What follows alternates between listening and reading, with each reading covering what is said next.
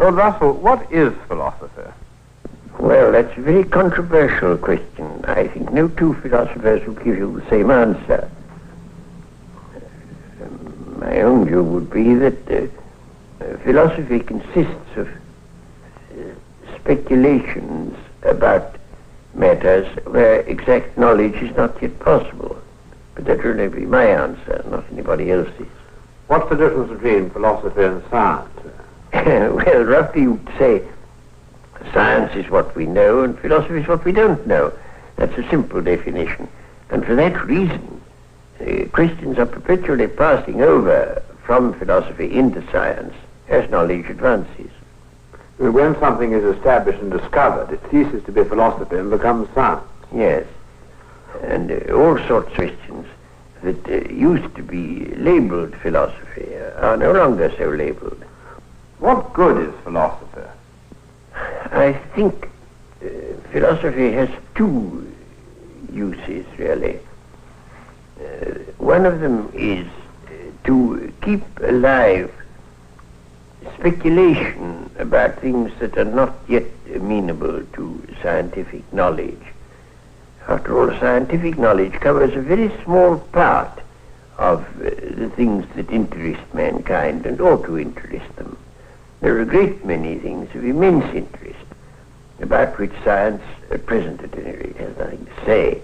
And I don't want people's imaginations to be limited and enclosed within what can be now known. And I think to enlarge your imaginative purview of the world into the hypothetical realm is one of the uses of philosophy. But there's another use which I think is equally important, which is to show that there are things we thought we knew and don't know. On the one hand, to keep us thinking about things that we may come to know, and on the other hand, to keep us modestly aware of how much that seemed like knowledge isn't knowledge. Suppose, Lord Russell, this film were to be looked at by our descendants, like a Dead Sea Scroll in 1,000 years' time. What would you think it's worth telling that generation about the life you've lived and the lessons you've learnt from it? I should like to say two things, one intellectual and one moral. The intellectual thing I should want to say to them is this. When you are studying any matter or considering any philosophy, ask yourself only what are the facts and what is the truth that the facts bear out. Never let yourself be diverted either by what you would wish to believe or by what you think would have beneficent social effects if it were believed.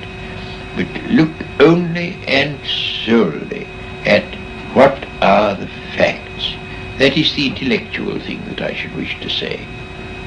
The moral thing I should wish to say to them is very simple. I should say, love is wise, hatred is foolish.